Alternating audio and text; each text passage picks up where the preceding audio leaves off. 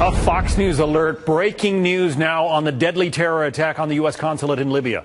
Fox News sources telling us CIA officers on the ground in Benghazi during the attack sent requests for help but were denied. National security correspondent Jennifer Griffin is live at the Pentagon with more on this. Jennifer. Hi, John. Well, sources who were on the ground in Benghazi during the attack tell Fox News that, in fact, there were 3 separate requests to aid not only the attack that was occurring at the consulate and to try and help with that attack, but also requests for outside help, outside military to help once there were gunfires and firefights at the CIA annex. Those requests, we're told, came from higher headquarters. They were told to stand down. There were, as you know, Glenn Doherty and Tyrone Woods, the former Navy SEALs, were over at the CIA annex at about 9:40 p.m. when the first shots were heard at the consulate where the ambassador and his team were taking fire. I'm told that they radioed to their higher headquarters that they wanted permission to go and help the ambassador, to help the ambassador's teams. At that time, they were told by their higher-ups to, quote, stand down. They waited approximately an hour. They requested again to send Glenn Doherty, Tyrone Woods, and other members of that team to help out at the consulate. They were again, for a second time, told to stand down. They ignored those orders. They made their way over to the consulate against orders. They helped rescue those who had survived at the consulate. They could not find the ambassador.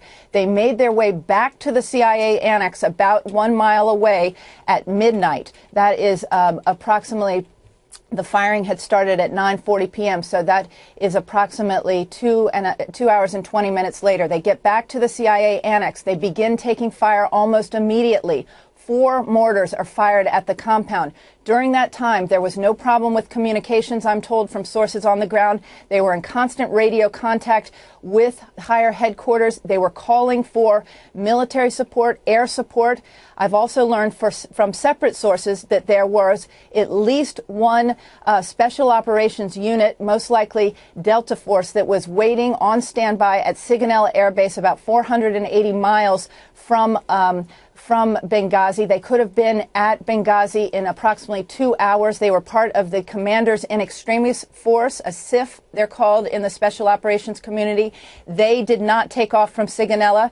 Typically, on the ground, when special operations forces are involved in a firefight like this, they can call in air support from what are known as Spectre gunships. These are commonly used by the special operations communities, and sources in Benghazi who were involved in the attack say that no gunships were sent, no help was sent, even though the fighting at the CIA annex went on for more than 4 hours. We're also told that those at the CIA annex took into custody 3 Libyan attackers and were forced to hand them over to the Libyan February 17th forces that came to help at the annex at approximately 4 in the morning. They handed those 3 Libyans over. It's not clear from U.S. officials what happened to those Libyans and whether those Libyan attackers were, in fact, released in the end by the Libyans.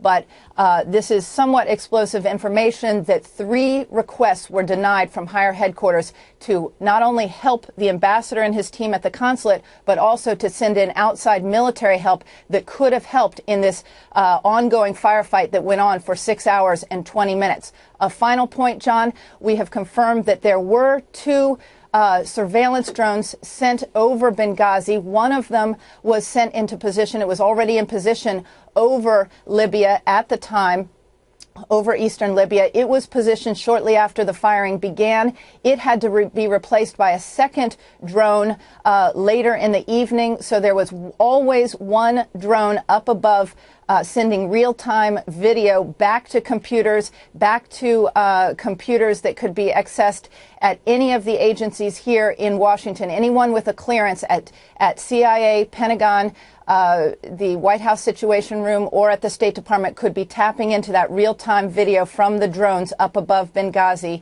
on that night of September 11th and 12th. John? Jennifer Griffin at the Pentagon with some explosive information there. And so Doherty and Woods, who gave their lives in this attack, tried to rescue the others, in fact, did rescue the others against orders, you're saying, and this thing could have been a lot worse had they not done so. It's just incredible, and so many questions left to answer. Thank you, Jennifer. And John, one final point. Glenn Doherty and Tyrone Woods were killed at 4 a.m. by a mortar shell. That is 6 hours and 20 minutes after the fighting at the consulate began. Yeah. My source also tells me that one of the team was on the roof with a laser pointer with eyes on the mortar attack team, the Libyan mortar, the people who were shelling. That laser could have helped guide in any Spectre gunship or any other form of military help if it had been sent from Sigonella. Or an armed drone even. Jennifer Griffin, again, we'll get back to you later. Thank you so much.